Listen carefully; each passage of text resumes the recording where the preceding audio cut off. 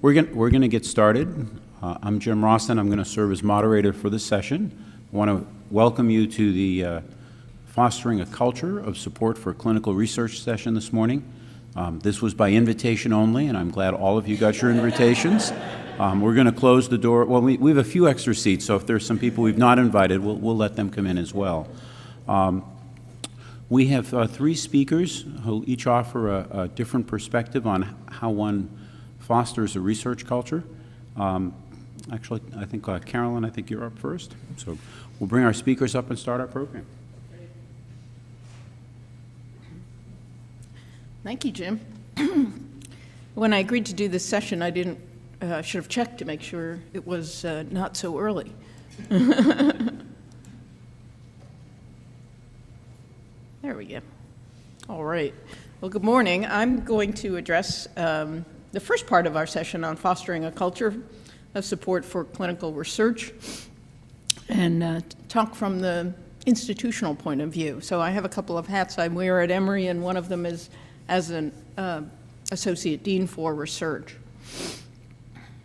So over the next 25 minutes or so, talk a little bit about some of the pressures on research and some of the institutional approaches to research support and ultimately sustainability of our research mission.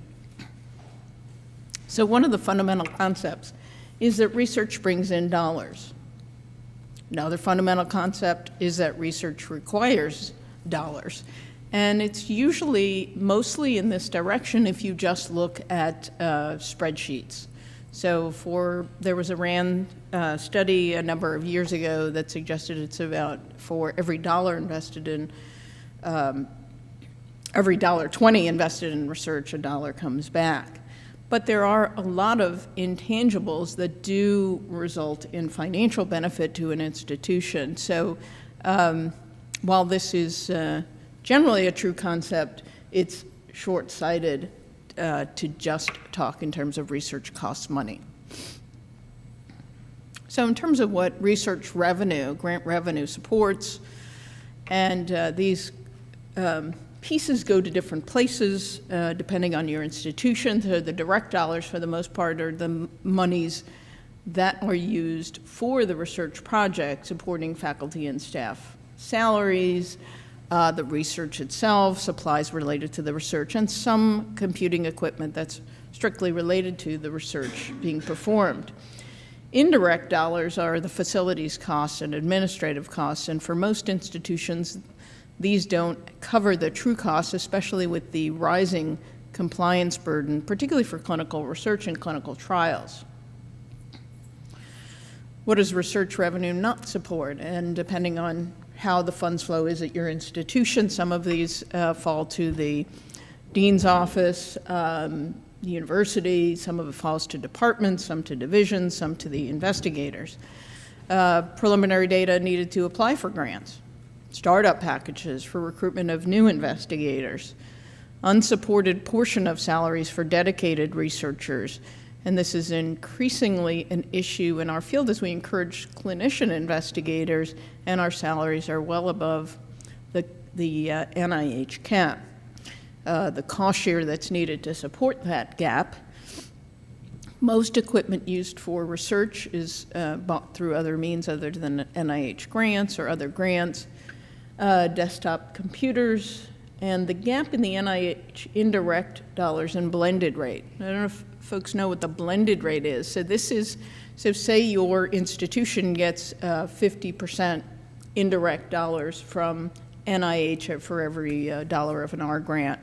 The blended rate is what the institution actually receives from its overall grant portfolio, including foundation grants that often do not include any indirects, industry grants, which may include some, NIH grants that have a lower indirect rate, such as K awards. So, for instance, at our institution, our indirect rate for NIH grants is over 50%, but our blended rate is around 35%.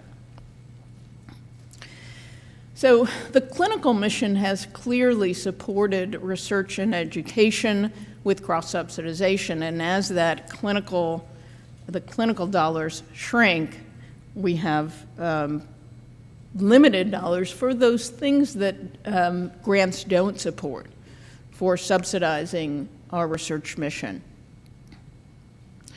We also have a lot of pressure economically from sources that support research directly.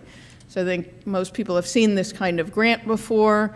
The NIH dollars have been pretty flat with the exception of the 2 years of the ERA funding. But if you look in sort of constant dollars, so 1995 constant, we're losing ground. And if we plot this, we're functioning at about 2001 dollars with many more investigators since then. And this really squeezes our investigators. So this is the difficulty for institutions, for chairs, for all leaders. We have lower clinical margins. We expect our investigators, for the time they're allotted to research, to have a greater percentage of their salary supported by extramural grants as the cost share dollars get squeezed. But this is a time where funding is difficult too. So we're seeing loss of investigators to industry jobs, from private schools to state schools where there are hard money salary lines, people leaving the country for some hotspots of biomedical research and innovation dollars, and to other fields, and potentially a shrinking research workforce.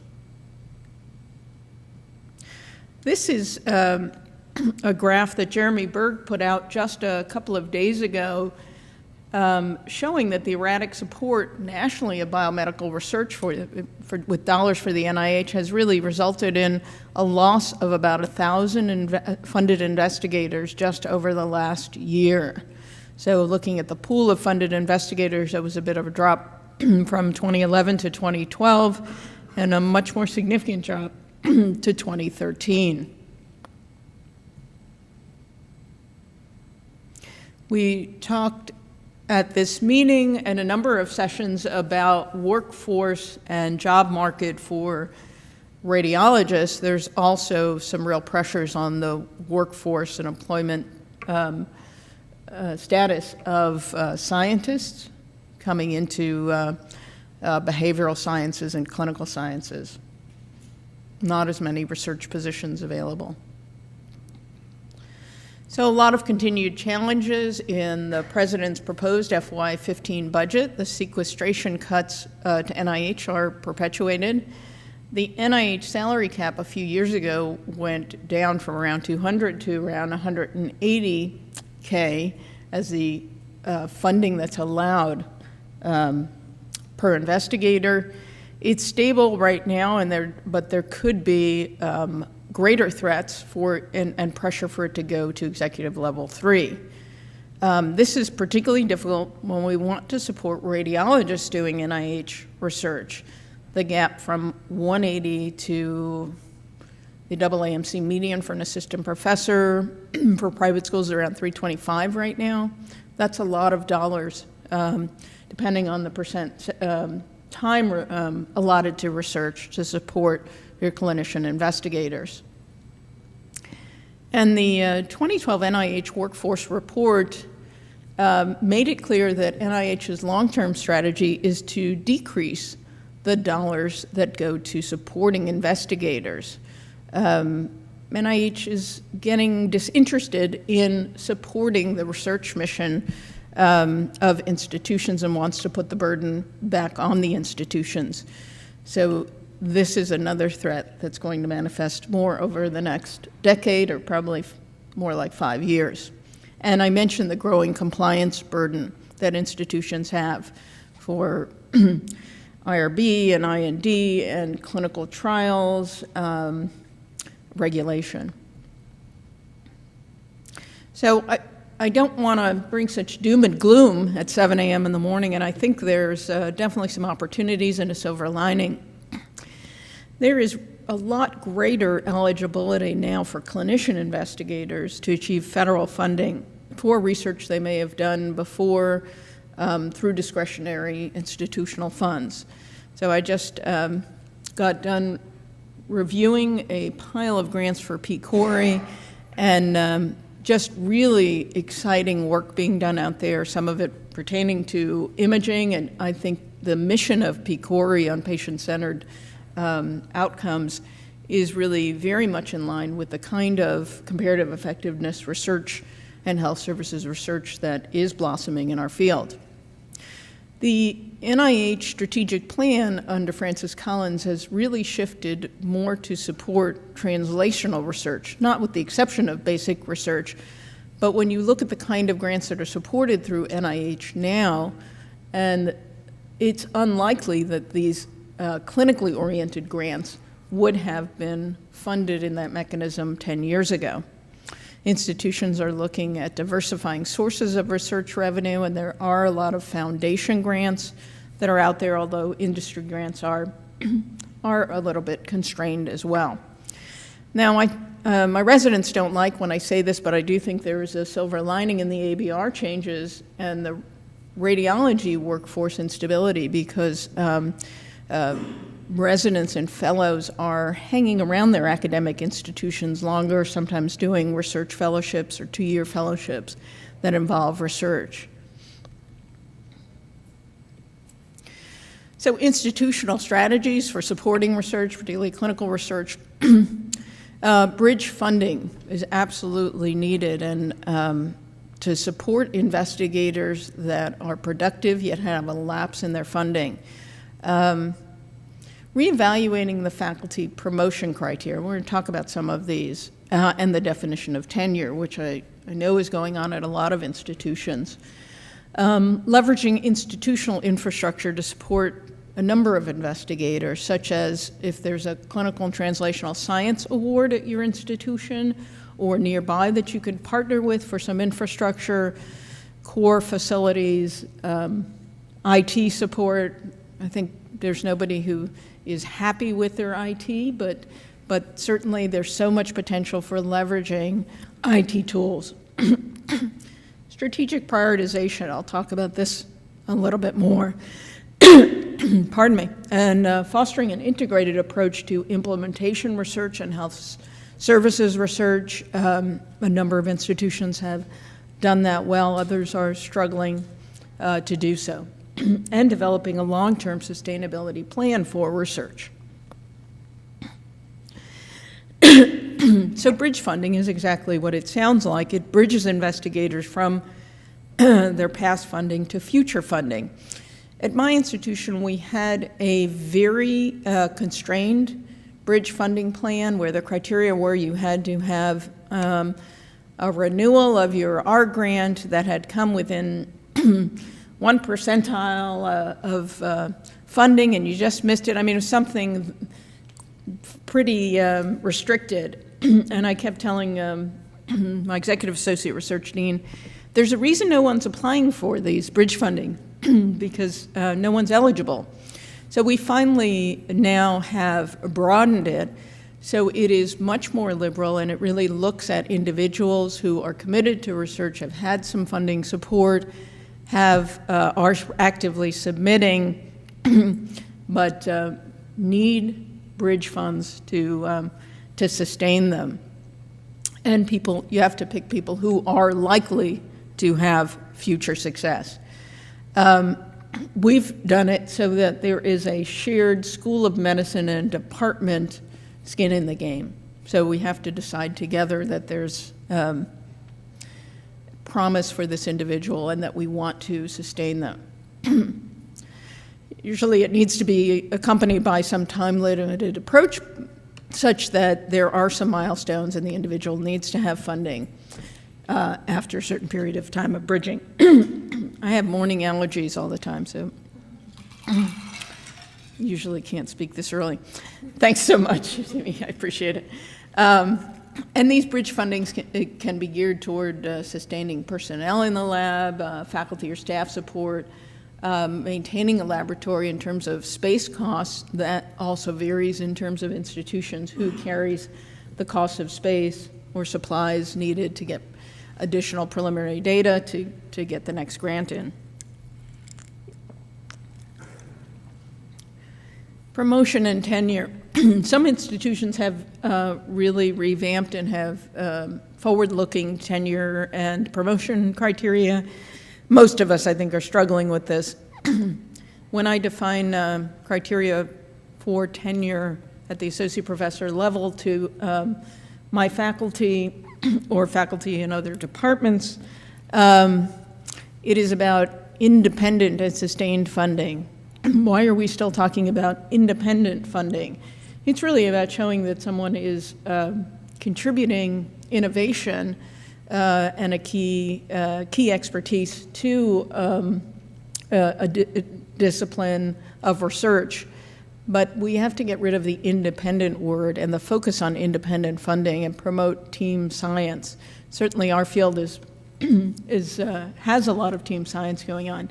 And expand what from traditional forms of scholarship, especially as we talk about implementation research.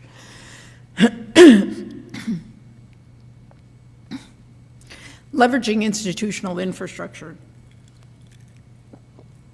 If you're lucky enough to have a CTSA, you can sometimes get some support through that for pilot funds, for instrumentation that may be in core resources, et cetera. In my institution, I oversee the core laboratories for the School of Medicine, and I am constantly trying to get more support for cores centrally so that every lab and every department isn't reinventing the wheel. Those cores need to include support, soft support, so in terms of expertise, not only equipment, so biostatistics, clinical data warehouse for support of research data mining of clinical information, and attempts to streamline compliance support for investigators, which is increasingly a hurdle. One thing I've tried to do at my institution with moderate success is to ensure that people aren't buying the same piece of equipment through discretionary funds or shared instrumentation grants. I have a little bit more leeway over shared instrumentation grants because I can review those centrally coming from multiple departments. And what we typically see are two groups who want to apply for getting the same instrument. And say, well, why don't you go in together, have a stronger application, and share? Well, we don't work with those people, and we want our own, and we're not going to be able to really support instrumentation and cores that have low capacity. So I often make enemies by demanding that only one go in and that they work it out. And we're also working with some institutions on regional core facilities, so sharing expensive resources. There's 60 or so CTSAs and a very large investment by the NIH. The CTSA consortium was actually recently disbanded, so this slide is about a month old. But there are still lots of opportunities for collaboration across CTSAs, and the purpose of them is to accelerate translational clinical research. So a great source of support at my institution. We have 10 programs. Almost all of them I found a way to connect to imaging, and I oversee the Translational Technologies and Resources program where expensive equipment is supported, and imaging happens to be one of those areas. This is a really important thing for institutions, is to have strategic programmatic investments. You have to choose what areas to focus on when there's limited funds. And my institution hasn't been very good about that. They say, gee, if we pick areas of strategic focus, then some people will feel like they're not loved.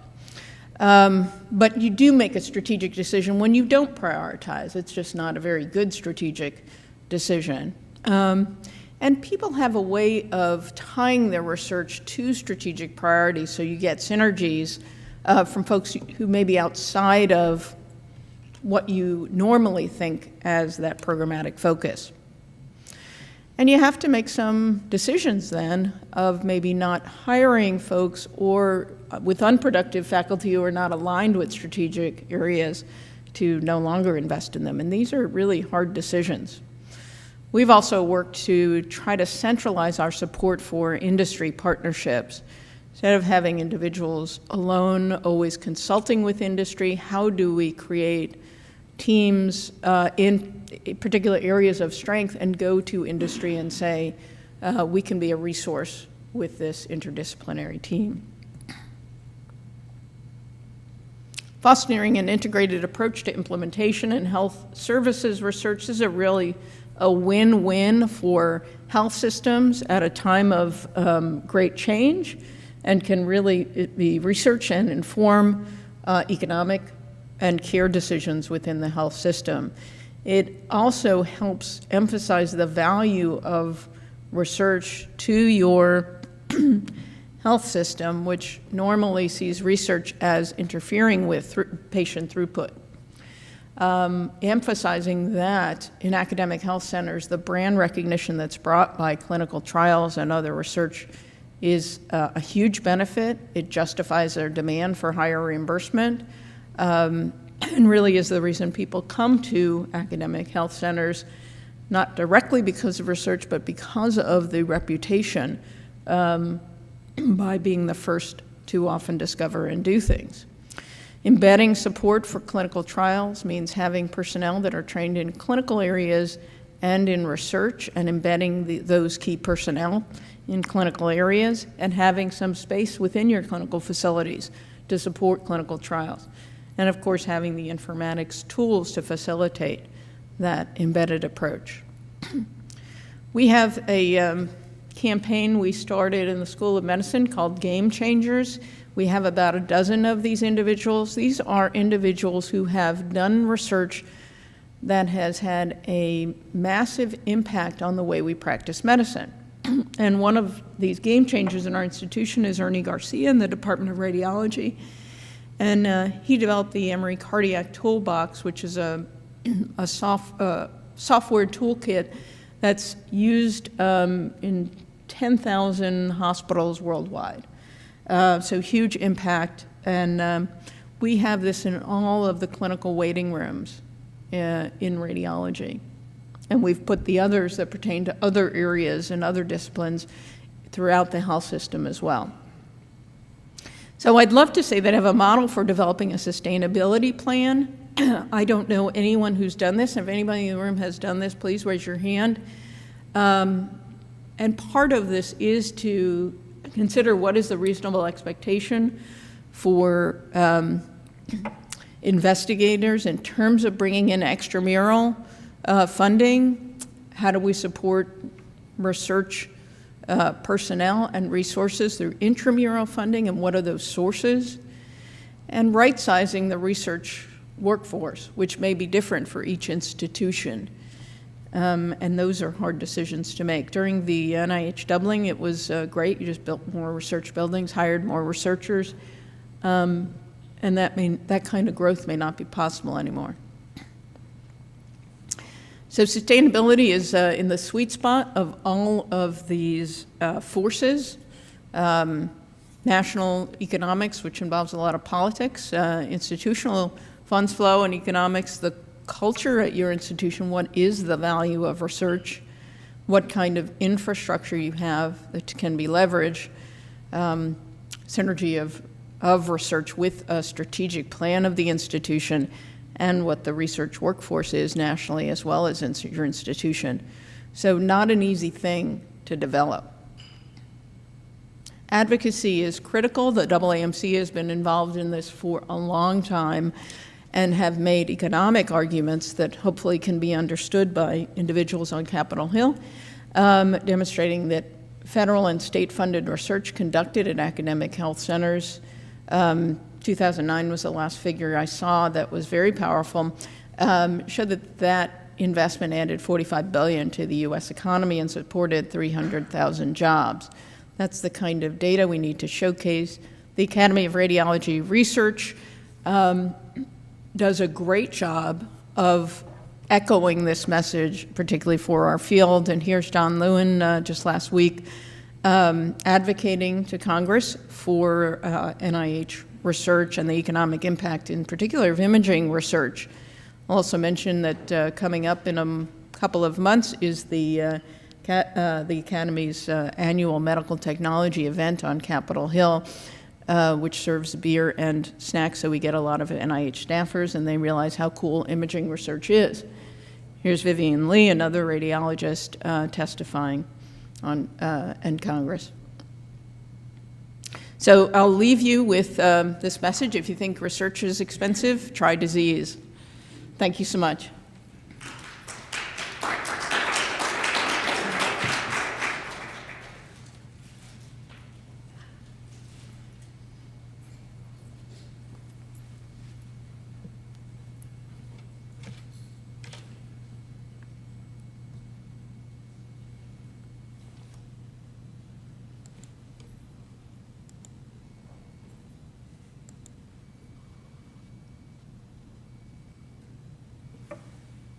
Okay, good morning.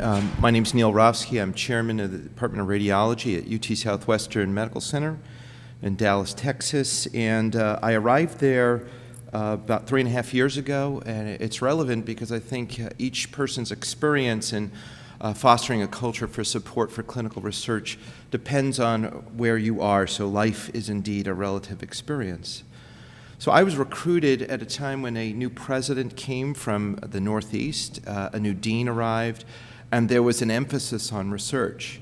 And the background was that when I arrived there, the prior chair had been in the saddle for 33 years with an incredible innovative history. Bob Parkey developed the technetium-99M pyrophosphate scan that was discovered and implemented first at UT Southwestern. My mentor, Jeff Weinreb, went down to UT Southwestern to train there and to work there because it had one of the earliest MRI programs. And at a time, he, Ken Maravilla, and Ron Pishak were this incredible, triumphant source of real innovative work. And then Phil Purdy was one of the pioneers in developing neurointerventional devices and has quite a few patents. However, in years afterwards, I would say the 10 years prior to my recruitment, the emphasis on research wasn't quite as important as it had been in the past. So one of my goals was to revitalize that, and that's the perspective I'll bring during this talk. Before I arrived, I was reading tons of these books. One of them is Michael Watkins' The First 90 Days, and it's really important to see what kind of organization, at least assess what kind of organization you're jumping into. And I was kind of conflicted about whether I was a turnaround or a realignment, but nonetheless, unless you're a sustaining organization, the needs for change and communication are very, very important. They're very, and how you go about it is critical. So I'm going to repeat something just so you can remember it. It's called SAMIC. Just in preparing this talk, I realized what I was doing. I had not started calling it SAMIC, but it at least gives you something to hang on to. That's set the vision and mission, abundantly communicate, measure and report, embed in the culture, and then celebrate and reinforce. And I think this is an approach that seems to be effective in our location. So setting the vision and mission are absolutely the first thing to do, and it has to be a clear and ambitious direction. Don't underestimate that it needs to be ambitious. It needs to be a challenging vision and mission. We also need to establish a sense of urgency while we broadcast this vision and mission. And the key way to go about that is to answer why this, why now, and I'll expand on these ideas. This is an image I like from New York. I'm a New Yorker by heart. And Nicole, you may recognize this area. This is Houston and Eldridge. And you can see there's a whole lot of signs, including competing one-way signs. So you really do need to have a clear direction. So I started out by talking about an ambitious direction. And I said, all right, I need to make something succinct and clearly communicated. And our mission was to grow and sustain a world-class radiology department characterized by the ability to translate innovations in imaging, information technologies, and image-guided therapies so that we can optimize patient outcomes. This is a poster. We made it such that it was somewhat appealing, at least that it would draw your attention in. These posters exist in reading rooms, in all the section chiefs' offices, and I did not mandate that. I mean, I just said, okay, let's make a cool poster, and people said, can I have one of those posters? And so what happened was it actually started to just proliferate, and this has been a very effective means to reinforce the message. But what I want to emphasize in any vision and mission statement, there's got to be some succinct nature that people can walk away with some key concepts. So what are our key concepts? World-class, innovation, translation, patient outcomes. And that's what I keep emphasizing in faculty meetings, when I meet with our residents, when I'm recruiting people: world-class, innovation, translation, patient outcomes. Because if the message is too long and too cumbersome, people don't know what to do with it. So you got to make that succinct nature. Why a vision? We want to simplify our approach. Okay, we can simplify discussions and decisions. It can serve as an anchoring source for motivation and helps coordinate the actions of stakeholders. If you're interested, this is a very, very wonderful book by John Carter, Leading Change, and certainly many of us are in these change modes, so I would highly recommend that book. And the thing is that ultimately what we want to do is we want to shake people out of their habits. So business as usual may be the paradigm despite a changing world around you. And so we've got to shake that up a little bit. One way to shake it up is to develop a sense of urgency. But this also needs to have a balance between the urgency you create and the potential risk of creating a panic state. So that's been really one of the biggest challenges, and I'll share with you how I've gone about that. What do you hear when panic may be setting in? We never had to do this before, and I sure as shotgun oil, that's a Texas statement, ain't starting now. How many papers per year? I have no idea how to get started. Is there still a place for me and my friends? And that was the biggest source of anxiety. Will I be fired? What do I have to give up?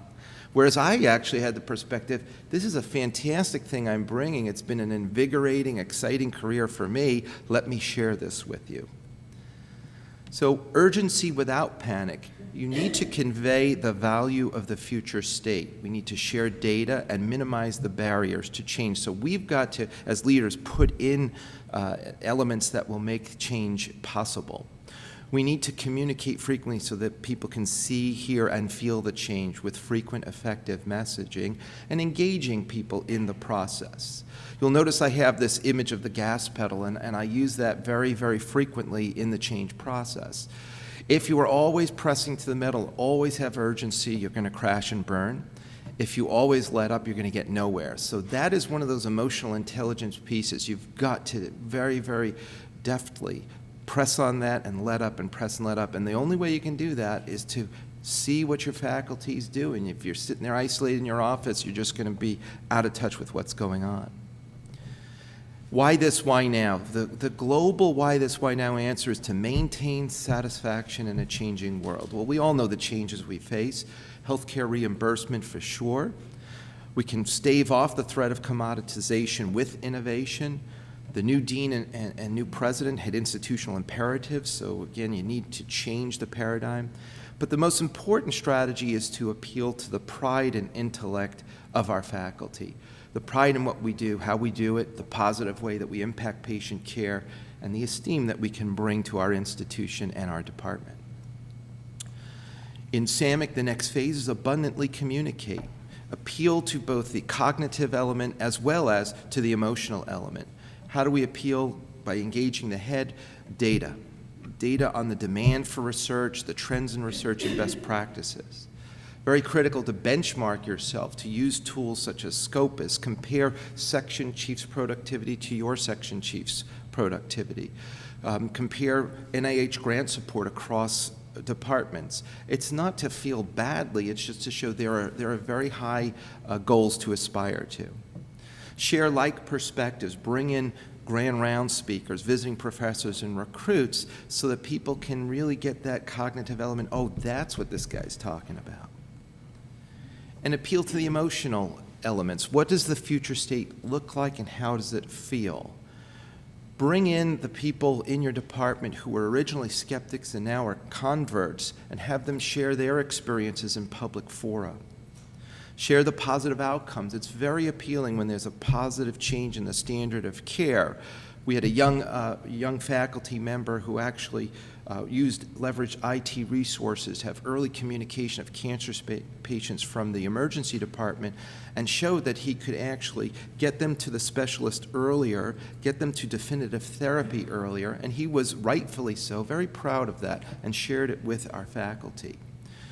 A wonderful positive outcome, if you can show it, is new revenue. Everybody feels good about that one. Travel, we have all enjoyed travel, and then the educational opportunities of a robust academic career are elements to appeal to the emotional side of our communication. It's also pays to define this. How do we look and feel? So I laid out what the traits of the new department would look like in my very first address 1 month after I arrived. We will be known for evidence-based practices. We will be a meritocracy where what you do is what matters. We will develop a data-driven environment that allows us to have accountability, predictability, and preparedness in a changing environment. And we will develop a proactive culture so that we can be well situated for the changes in healthcare and position ourselves in key areas of influence within the institution and on a national level. We also developed these core features: intellectual vibrancy, innovation, iteration, integrity, inspiration, and impact. Notice I worked to have 6 eyes. So people originally didn't know what these were, but they said, oh, there's that guy again with the 6 eyes. As long as it's saying 6 eyes, you're starting to change the culture. But we also need to present it in different fashions. So here is another poster board that came up, and the 6 eyes keep coming up again. I'm not going to elaborate on each one of these, but I will just talk about breaking the concept down for one of these, which I think is the fundamental element, which is intellectual vibrancy. And here, critical questions, passionate pursuit of these questions, and then sharing the data are the fundamental elements in this cycle of intellectual vibrancy. To publish papers is really not a very appealing mandate, whereas sharing information and sharing your gained knowledge appeals more and is less dogmatic.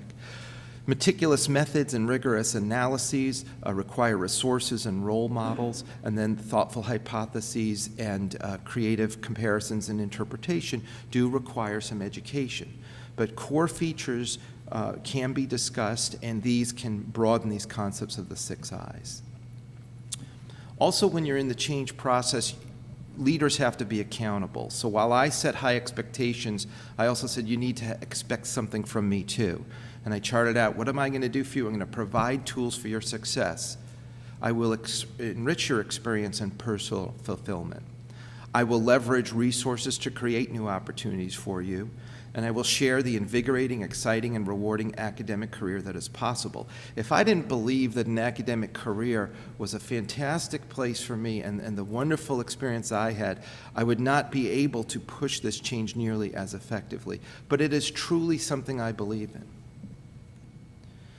Furthermore, it's important to scope out what success will look like. What will we hear? What will we say? What will we sense or feel to know that we are making progress?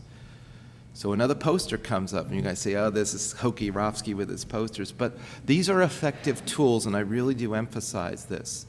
So hanging up in some of the reading rooms are these indicators of success. Once again, I want to emphasize, I do not mandate that these are hung up. That is not the strategy. If you have appealing, aesthetically appealing elements with content that ultimately is appealing, they start appearing. Hey, Neil, can I get one of these posters? Sure, I'd love to give you one of the posters. So let's expand on what this poster has. Our 4 domains. In our clinical area, we define that clinical efficiency is boosted to the 75th percentile without a compromise to our other missions. You'll note as I speak of these, there's a lot of overlap between this, and necessarily so. Standard of care enhancements result in documentable, optimized patient outcomes. Patients seek out UT Southwestern radiologists on their own accord, not necessarily being referred to us because of the excellent innovative work we're doing, and we reverse refer. One example is the prostate cancer work, where we've put in techniques that are finding cancers, and what happens is I'm getting calls, Dan Casa's getting calls, Yvonne Pedrosa's getting calls. We said, sure, come in, get your imaging, but see Klaus Rarborn, our chief of urology. You would be amazed at what kind of impact you can have on an institutional level when you engage in the reverse referral. And then finally, nationally recognized clinical expertise, such as Avnish Chabra, who was recruited and is known for his MR neurography, and people are coming from all over the country. Let's look quickly at teaching. Increasing numbers of UT Southwestern medical students choose radiology as a specialty. This is an indicator of success. Diverse geographic residents with consistent representation from the top 20 medical schools. Abundant requests for observerships and purchasable learning opportunities at established UT Southwestern programs. Again, scoping out what this will look like if we are successful. On the administrative front, we needed to put in structure and standardization, create operating procedures that optimize the section's performances, increase activity in regional and national societies with an expansion of leadership roles, and section chiefs, vice chairs, and chairs emerge from UT Southwestern Radiology. And then, which is largely the focus of this particular talk, in research, large and increasing number of high-impact, high-quality journals, publications, and the publications derived from innovations that transform the standard of care. Notice I'm going back to the mission time and time again, transform the standard of care innovation. UT Southwestern Radiology moves into the top 10 status for NIH grant support. And then overall, what will we hear from our institution? Positive feedback to our department from all segments of the institution, and high profitability and contentment while accomplishing our mission. So these are the elements that people will see, and these are the indicators of success. And we go back to the mission over and over again. You can't repeat this stuff too much. In our approach called SAMIC, we measure and report. Track, monitor, and report performance, and use data because they do reflect reality, even though it can be discomforting, such as this little cartoon here. You know, you got to show people what the reality is for them to change.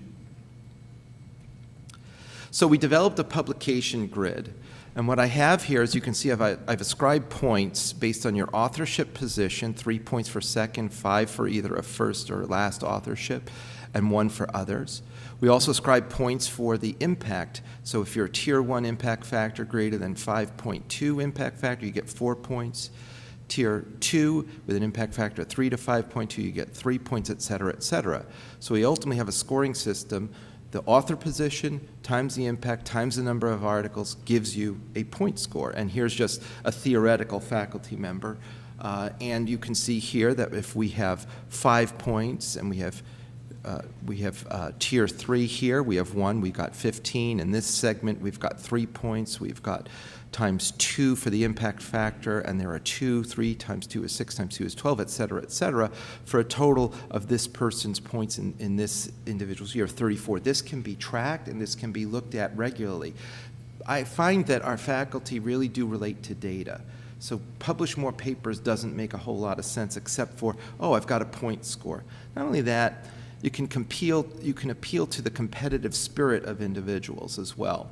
So look at them and chart them over the years. They look at themselves, so in pink is the individual, and then the section is charted, so the individual can see where they stand up against the section.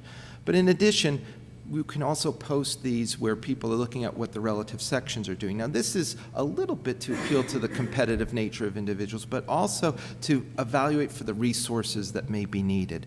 So if we see that somebody here, for example, neuro's kind of stuck at a lower level of performance than others, why is that? We need to explore that and say, okay, do I need to put in additional recruitment? Do they not know how to access the statistics support? So it is a dual, at least a dual purpose strategy here. And then the other approach is I just integrate this over the entire department. I set goals. So blue is the goal and green is the actual accomplishment. And you can see that in the early years we didn't hit the goal, but don't underestimate the ambitiousness of the goals you need to set, because that's important. People like to get to those bars, and you can see we've been successful and we're on a good trajectory this year to match the goal. Even if we don't hit the goal, I'm very happy with the trajectory. And I communicate that. I say we need to be at the end of the year when we do our assessment, we're really proud of these accomplishments. You guys are doing great. Extramural funding can also be tracked here, and we do it by section, and we look at the clinical segment of our department and our basic and translational researchers. So stacking this up into areas of NIH funding, and as Carol nicely laid out, these are important because of the indirects, and these are critically important as well, but from an institutional perspective, your institution is a lot more pleased when you're bringing in the NIH dollars.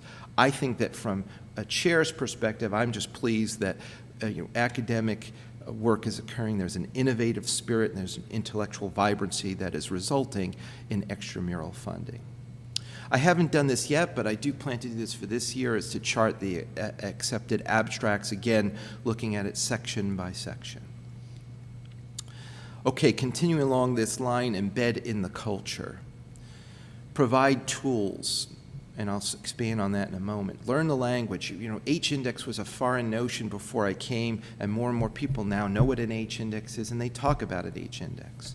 Create the venues, research grand rounds, research seminars, academic journal clubs, and we instituted a research day annually in the department that features all our trainees and the good work that they are doing. Some of the tools are the citation managers, such as EndNote. We've engaged with our librarians who are experts at this. We bring them in for seminars. And we have also sent administrative assistants out to the librarians so that they are trained and they become local resources within the department. So they're embedded in our department now. We've trained our faculty to learn these tools such as Scopus, Web of Science, and PubMed, and we've taught purposely bibliometrics. And here's just a poster from our research grand rounds. Again, I'm big on posters. These are displayed in front of the department. They're displayed institutionally as well, so that we try to attract people from out of the department. And here you can see that I've had Bob Linkinski, who's a recruit from the outside, and April Bailey, who's one of our trainees and is a young faculty member, work together to present this. This is another strategy. Get the experienced and the less experienced to work together for these presentations. They will learn, and they will also become some of the people who are the best people to communicate to the rest of the faculty how this is a good thing, it's a safe thing, and it's a fun thing. Here's another series, How Do I Get Started? My chairman wants me to be more academic. How do I get started? And this was presented by Diane Twickler, who's a very experienced senior professor, Travis Browning, I alluded to earlier, a junior faculty, and Emily Brown, one of our residents. We had them work together to engage in this. And of course, we also set up our educational objectives to be very purposeful, and we're not here to say, how do you get a grant? We're here, how do you get started? And those are important, again, safe places for people to be in. And they can say, I can relate to this, and it reduces that panic button. We brought in people from the institution to talk about the IRB process. Now, there are institutional lectures, but we brought them into the department to deliver that. So it's a much more focused approach for what radiology needs, and the question and answer periods at the end are very important. We're very big on popularizing our research grand rounds, and here Han-Zheng Liu is talking about brain metabolism with MRI.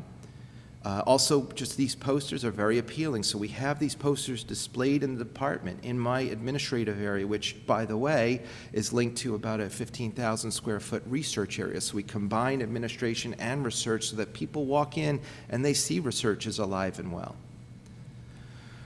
Bring in people from the outside. Sunny Ibarra came to us to speak on cardiac CT and state-of-the-art, and if you're lucky, sometimes you can recruit these guys. So Sunny's now my chief of cardiothoracic radiology. Infiltrate your messaging at faculty meetings, at faculty evaluations, promotion criteria, training for a scholars program so your trainees get exposed, in intranet sites. So here's what the faculty evaluations looked like before. Does faculty member, this is an institutional faculty evaluation, and it's sort of vague, and you can circle that. It's subjective, and there's no criteria. Well, this is what it now looks like. And basically, what I focus on is this. But I include a lot of extra data, including that same publication grid. Now, I'm not using that for their evaluation because it's the red box that I'm using. And notice I'm not crazy about the expectations because some of the people are just starting. So look at this. I will meet expectations if I have no publication for 1 year, but I've published the year before, if I've submitted greater than or equal to 1. Let's just start right there. And of course, over time, these criteria will increase in the demands. But again, I'm posting H indexes, so during the faculty evaluations, they are reviewing these criteria, even though they're not used to score them. And then at routine monthly faculty meetings, we have a report on the research output, so what is being published, for example. We instituted a resident scholars program, a half a day off a week for clinical service, and we are very, very serious about that. I have my residents talk to me if there is a faculty member who's reticent to let them off. That will be a very direct discussion that I have with that faculty member, and that usually happens about once. This is a dedicated effort towards research and requires a formal proposal to be matched, the person to be matched with a mentor. Radiology Research Day evolved, and we have a day where we celebrate our trainee successes, and we have refreshments, and again, we have posters all over the place. Embed into the incentive program, so academics are part of the incentive program. It's not always that you want to pay people to do things, but it's a nice little sweetener. It wouldn't be the major motivator, but I think it helps. So what happens is in our multiple elements, including productivity, citizenship, but notice that attendance at grand rounds, which fosters the academic element, is in that, so they will be scored and they can earn additional incentive pay.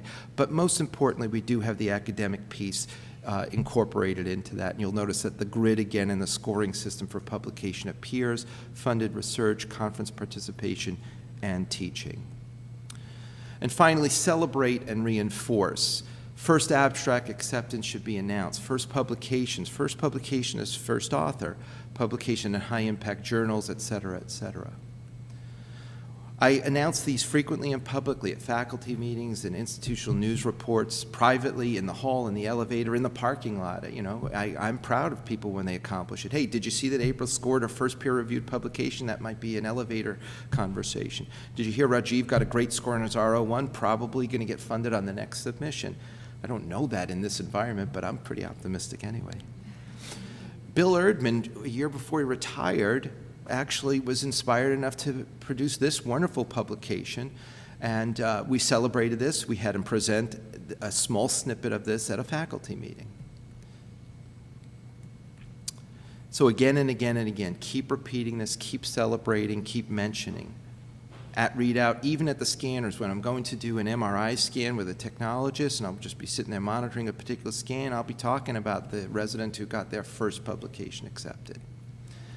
Celebrate and reinforce. Bring back your past trainees. So here is one of our grand rounds, and Arti Sakar, who's a faculty member in Carolyn's department, came back. She was a former trainee of mine at BI, and she came back, and these are the best people to be advocates for the academic mission. They come back, they're invigorated, and they're just sharing their wonderful experience, and Arti's done a terrific job in promoting global health and radiology.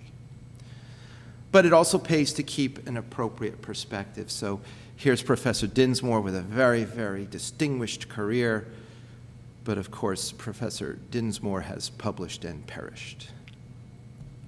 So it pays to remain passionate but balanced.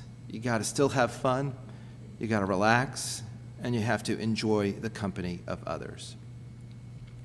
So SAMIC was my approach: set the vision, abundantly communicate, measure and report, embed in the culture, celebrate and reinforce SAMIC. And with that, hopefully you can have a transformational result and really change the mindset. With that, I thank you for your attention.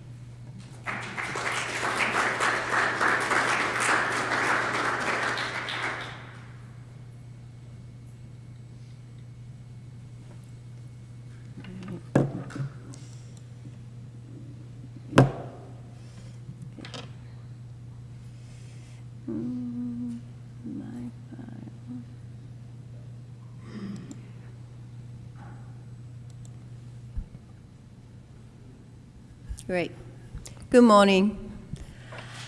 Hi, my name is Yoshimi Anzai. I'm with the University of Washington, Seattle. I'm a section chief of neuroradiology. And, you know, the section chief I consider sort of a middle manager. You got all this big deans and chairs, and then do this, do that. And then you got all this actual human being or the fellows, faculty, junior faculty that are sort of under the pressure, and we are sort of like in between. So I consider myself like a little piece of ham in a sandwiches that we always had a little bit of pressure from the top and a little bit of pressure from the bottom, and we are, the section chiefs are always in the middle. And so my perspectives maybe not as glorious as the other speaker, but down at ground zero. We are at the ground zero level, what exactly happening. So with that, I will just talk about perspective of section chief. How do we particularly encourage junior faculty, just started a career in the junior faculty, to engage in clinical research. And we're focusing on clinician scientist track faculty, really the radiologist who actually does clinical research. That's what my talk focus on. Oops. Okay, so you heard from two previous speakers, there are definitely barriers to clinical research culture. There are a lot of you probably heard a triple threat in academia, and the research is much harder to conduct as compared to good old days, and I think that's very true. There's a lot of emphasis on the volume-based production model in the past, and then that led us to improve efficiency of the care. And then definitely we are facing to the era of declining clinical revenue or clinical margin that Caroline mentioned. So we produce more for less. So in such a financial environment, it's becoming very difficult to subsidize research from clinical revenue, which we have been doing for years, and maybe not as sustainable in the future. We are facing to declining support for the academic time. People talk about, why do you need academic time? And the chair asking me, and it's really difficult for academic radiologists to keep this protected time unless you produce something or you document what you're doing is really critical. And we really have to look for research funding, which is also not so bright crystal future. But at the same time, we really value, and then why we have to implement the research culture, because the research and innovation is essential for academic radiology department. And this is how we change the way to diagnose disease, or we change the way to cure disease. And then this is how we distinguish ourselves from others. And then this is why this is a time that we have to really foster the research culture in academic radiology department. And then no technical innovation, no future. Now think about how this, in the past, the technology innovation really changed the way we diagnose disease or treat the disease. And if we continue to do so, then we'll be stuck with where we are right now. And the research innovation really bring core value to the department. And when we say research, there's a very wide spectrum research that you can think of. There's something that the technical development, sort of a new way of diagnosing disease or looking at the inside of body is one thing. So the other spectrum that's really becoming more important is the health service research or outcome researches that are the comparative effectiveness research that are really looking at how technology that we created is utilized in our entire sort of healthcare system. And those are all included in the research that we call. And I think that those technical assessment or health service research in radiology is essential. And if we don't do technical assessment in radiology, someone else is going to do technical assessment in radiology and then decide how we use imaging. So we need to be the front line of technical assessment, health service research, comparative effectiveness, and then see what area that we can bring more values. And more recently, we've been talking about shifting from volume-based practice to value-based practice, which is the value is oftentimes defined by quality divided by cost. But nevertheless, I think we need to provide value-added patient care. And then to do so, we need to measure something. We need to measure the value they're adding on, and we need to document that in a rigorous research setting. And instead of following evidence, we have to be producing more evidence so that the payers or insurance company or policymaker decide how best to utilize the imaging technology for certain disease. So it's clearly very essential. So this is my 5 essential steps to implement research culture. It's not anything, I'm not an expert in implementing research culture, but this is my view as one of the section chief in academic department. So first, the very first step is really lead by example. And just like a kids copy what parents do, if you want your junior faculty to engage in the research, you have to have a champion. You have to have someone who actually does research in a section or department. And if the senior people are not doing any research, it's really harder to convince junior people to do research and write our papers or apply for the grant. So people see what they do. Fortunately, in the department, we have a Dr. Jarvik, who is a phenomenal researcher. They're always engaging. Not only he getting a large amount of $9, but he loves research. He absolutely loves research. And I think that passion and that inspiration really is contagious. And I myself has R21 and acronym trials and then industry-funded research, but it is important for people that look up in a leadership position to have a research culture. So senior faculty or faculty in the leadership with substantial research experience and an extramural funding is very critical. If you let the junior faculty say, this is what we're going to do. And I think we need to have really the sense of supporting a career development of junior faculty. I tell junior faculty that the writing publication is not, the goal is not a promotion. The promotion is just a process. The goal is your career development. You're going to be great at something in the future. So that's the goal. And then writing papers, applying for grant is one of those tools. Don't look at that as a goal. And I think it's very true that the people doubt what you say, but they will believe what you do. So you really have to set your tone of the group, whatever the section of the department. The second aspect is really the recruitment. And I cannot emphasize enough that the recruitment is the most important things you do as a section chief. And recruit the motivated junior faculty is really essential. And I think my philosophy is that search far and wide. It's just look everywhere, even though it takes time. It takes your time, my time, but it's very important to look far and wide. And when you do that, sometimes like the internal potential candidate may think like, oh, well, you don't like me, and then, no, it's not that. It's just you have to send the clear messages. We need to look far and wide, including yourself. And then at the end, if he decided you're the best candidate, that's great, because we did a thorough search, so you qualify, you're the best candidate. But you always have to clarify what you're doing. Your intention is to look far and wide.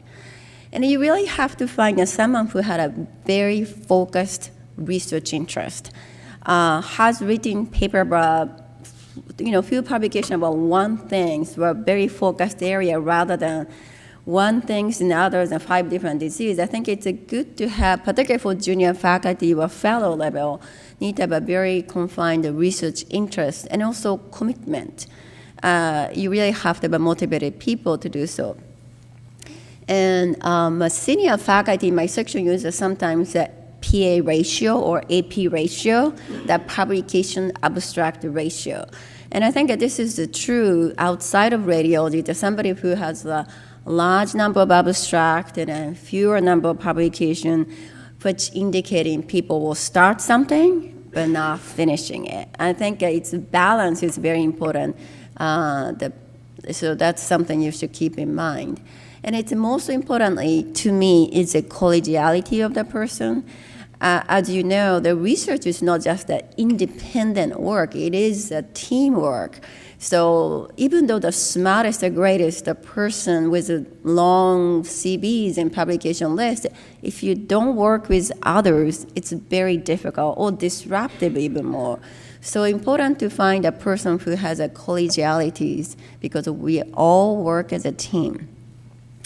And then once you have somebody who already have a scholarship or some sort of small foundation grant, then you really have to talk about startup packages. But that usually leads on to the chair's work. So I'll send it to chair's office that moment. Now, the resource is also very important, and I think it's including some protected academic time, which is becoming difficult from the chair's perspective. Obviously, the pressure comes from the deans. But the time is a very important commodity for us. So without time, I don't know how do we get things that we do in academia. Or sometimes including access to scanner time. If you have a research scanner that are out there, and then being able to access to scanner time to get a preliminary data, that's very important. And then if the cost center of infrastructure does not allow for the free scanner time, and I use my small section fund to pay for that so that the person owning a research scanner doesn't feel like obligated to do so. We have a person in University of Washington to just help a retrospective IRB. We have a very simple 2-page form to fill out, and then she's going to put it into the IRB form, which is really, really facilitating some of the data collection for preliminary data. As Caroline mentioned, the centralized grant administrations that it's really helped in the past. This was established by Vice Chair for Research in the department, but all this grant submission is very daunting amount of work for faculty. It's not just the writing research proposal, there's so many other things. And in fact, the other things take up so much of the time, and people are running out of time before the deadline. So that happened to junior person. So I would put the set the expectation, how many weeks it's going to take, how many it's going to do this. So this has to be set the timeline way in advance so that people are not freaking out at the end. And also, we can share the research coordinator. For example, the junior faculty with a small funding will not be able to hire research coordinator, but if you have a departmental or sectional coordinator, and then you could have a 10% of her time or 20% of her time.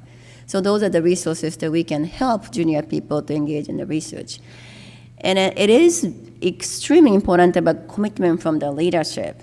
There's deans, the school of medicine, the chairs, the vice chair for research, to the section chief. So if you don't have a leadership commitment to foster the research in an academic department, we will be crushed. So this is something that fundamental, the commitment from the leadership to foster the clinical translational research. It's very important. We haven't mentioned the mentorship, but again, this is incredibly important, particularly when you're dealing with the junior faculty. Mentoring is the critical. And then the way I define mentor is experience the person, assist another in developing skills and knowledge that will enhance his or her professional and personal growth. So here is the important piece is the personal growth. It's not about the how do we do things in the job, but I really care about the personal growth. And the junior faculty really need that. And then I think it's oftentimes the section chief serves as a mentor, although you could have a mentor from other people. And I have my open door policy that I told anyone could come in when I'm in the office, except the Friday, of course. I protect Friday to be my research time, so don't come in Friday, but any other day, if I'm in my office and doing something, you can come in and talk to me anytime. And I think that kind of a psychological safety net is very important because I always listen what they concerned about, what they're complaining about, whatever, and then I will try to solve the resolution. Not always possible.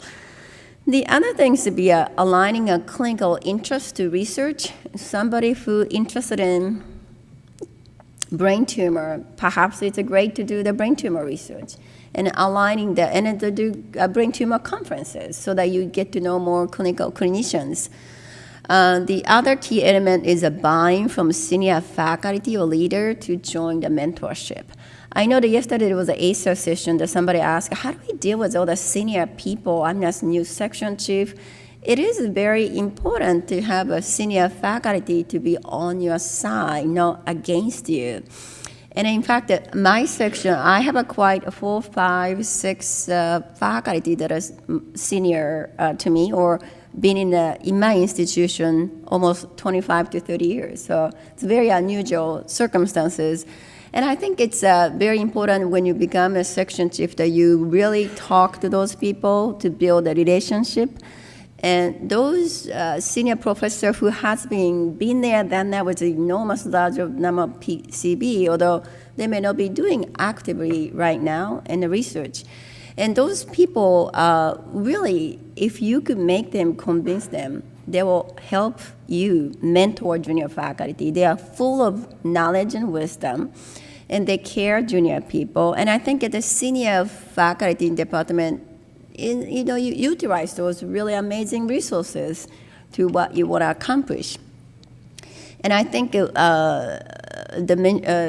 mentioned that Dr. Ken Maravilla, who were in the past a section chief, he's also amazing mentor, and I think one of those examples that he helped a lot of junior faculty to go through a grant submission process, a publication process. And again, these are incredibly essential for section chief to do so. And faculty retention and sustainability, again, this is also a key element of a successful team, the research culture. The last 5 essential item is a team building. And as mentioned in a previous speaker also, it's really have to about groups of people to do something significant. And we like to have people with a complementary skill set or knowledge that are willing to share your knowledge or expertise, and are willing to work together to achieve the common goals. And together they can achieve more, as you can see on this flocks of bird, if we can fly 70% more by flying together in a V shape as compared to a single bird. So you can see how teamwork can lead it to much farther than single individual researcher. So this is just the basic team building matrix you have to have. This is a minimum that you want to have. For example, this is a neuroradiology faculty, and then you have to have a mentor or mentors if you could have a few more. And also you need to have a clinical colleagues in a specific research topics, a disease interest, and also basic scientists or the research faculty in a department. And this is what I think is kind of like essential 5 team members in a team building. And then let me show you one of the example in my section. So for example, this is Dr. Mosabasha, the juniorest faculty in my section. He joined a section 20 months ago or so, less than 2 years. And his interest is stroke imaging, MR angiogram, cardiac plaque imaging, vessel wall imaging. This is what he loves and he's passionate about. And here is the South Lake Union, the beautiful South Lake Union, known Dr. Chan Yuan and Dr. Tom Hatsukami, who is a basic ML scientist and also vascular surgeon, who has done a lot of sort of research in the cardiac plaque imaging. And they wanted to have a translation of technology to actual patient. They have been criticized by NIH. Well, you've been doing a lot of NIH grant funding, it's great, but there's no translation. And I think NIH is more and more looking for translation. Are you able to translate it to the actual patient? Here we see a lot of stroke patients because we are Joint Commission Certified Stroke Center, and we are becoming a comprehensive stroke center. And so we are able to help them. And then not only that, my junior faculty could learn a great deal from the scientist who has done enormous amount of work. At the same time, we could help them recruiting patients. For example, they want to have asymptomatic MCA, atherosclerosis. We find that we can find a patient for your research study. And we need to have a clinician. So here is the Dr. Dave Trishul. He's a stroke neurologist in the institution. So he is a little skeptical for imaging, although he's the stroke neurologist, so we like to work with them. So I start sending my junior faculty to stroke conferences every Friday. No one wanted to do clinical conference Friday evening, but he loves it and he's passionate about it. So, and then they get to see my junior faculty all the time, and they're consulting, and they sort of have to form the relationship. They have to form that trust. And by doing so, they are more applicable to sit down on a table to talk about research projects. So in the beginning, it takes effort. It takes enormous effort to set up the meeting, put together. We have to drive down to South Lake Union to meet them. But once you're setting up many times, and then they will come together to form the research group.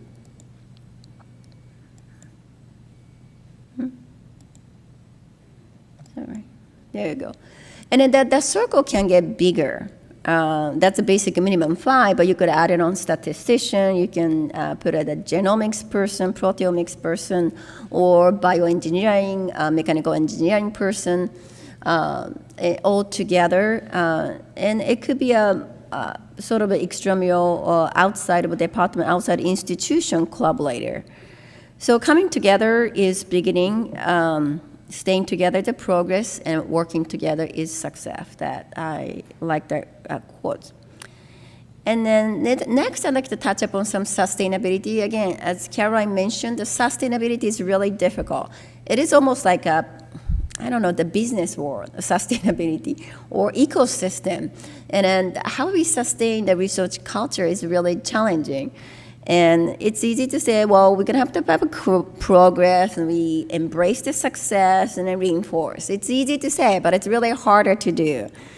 But as the previous speaker mentioned, I really think it's important to embrace the progress. We really have to have a peer review process, and we do have a research conferences. Everybody present the research data, and we criticize, advise, suggestions, and so forth. And if we get some results, then I think we really praise and celebrate the research progress. And then at the same time, we need to set the next expectation and a goal and timeline.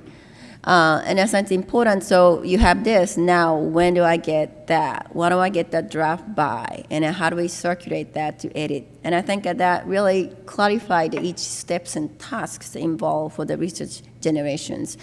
Now, I often write a thank you note for the collaborator on behalf of junior faculties.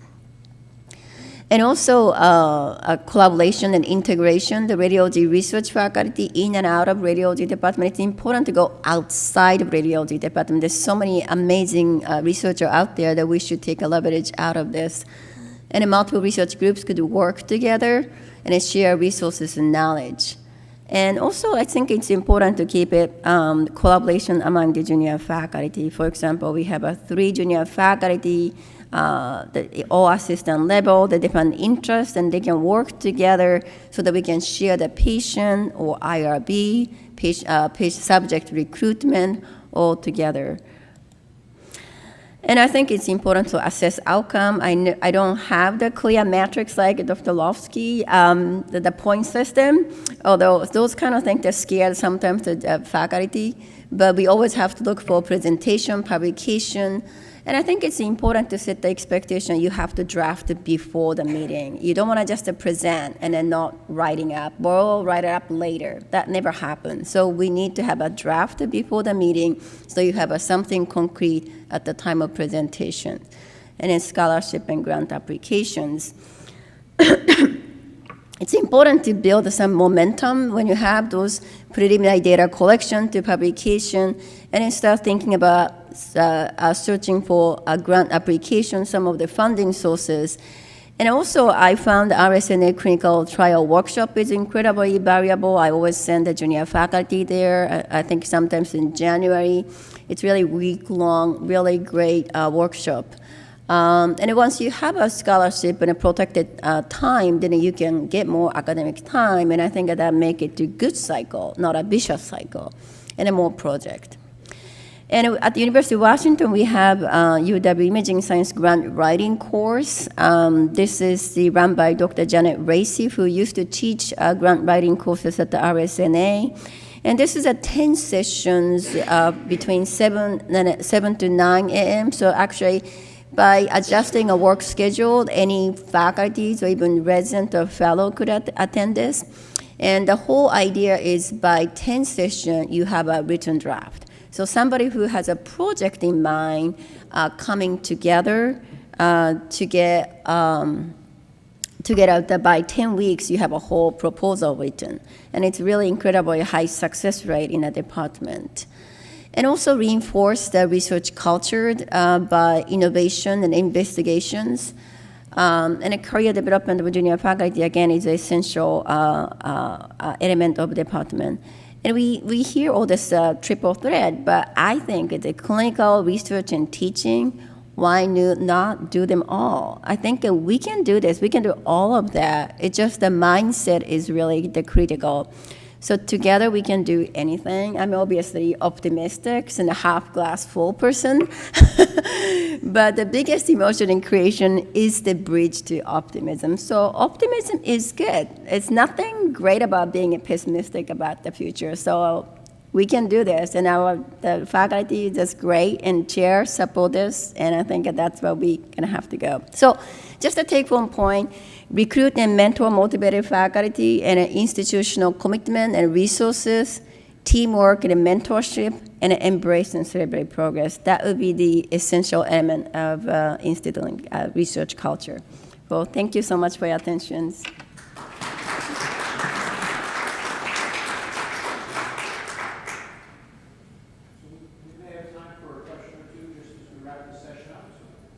Speakers up and see if you have any questions for them before we all head to our next session.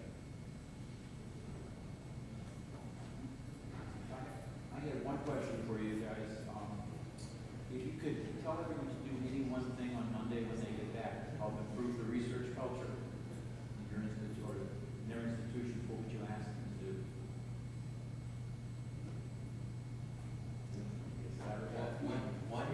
What would you tell them to do on Monday? What would I tell them to do on Monday? I think the first thing to do, it depends where you're at. So if it's a younger person, I think it's, partner with a mentor. Find somebody who can show you the ropes. That's probably the one thing that could be done.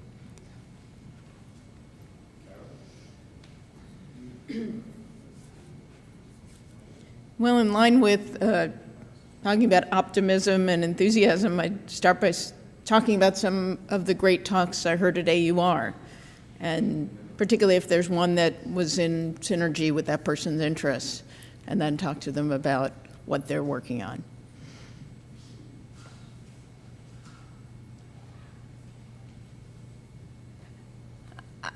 I think I'll tell junior faculty that we're going to be great in the future.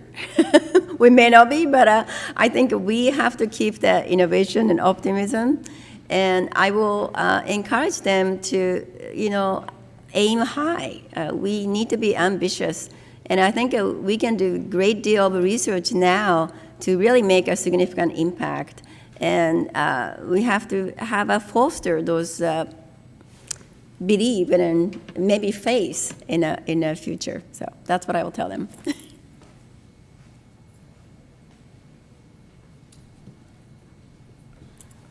I'll take a stab at the question as well and give you a slightly different perspective. I would encourage you all to go back to your institutions on Monday and find a reason to celebrate a research success. In our department, the expression is, does that mean we get to have cake? So every time something good happens, I get an email, a text, or someone stops me and says, did you hear that does that mean we're having cake this week? And so we have a lot of cake, and we celebrate our successes, which is, I think, something we don't do well in academic medicine. So I would encourage you on Monday to find a reason in your department to celebrate something you've done with research. And when you do that, that sets an expectation that that's not only good and a priority, but you got cake. So thank you very much, and let's thank our speakers.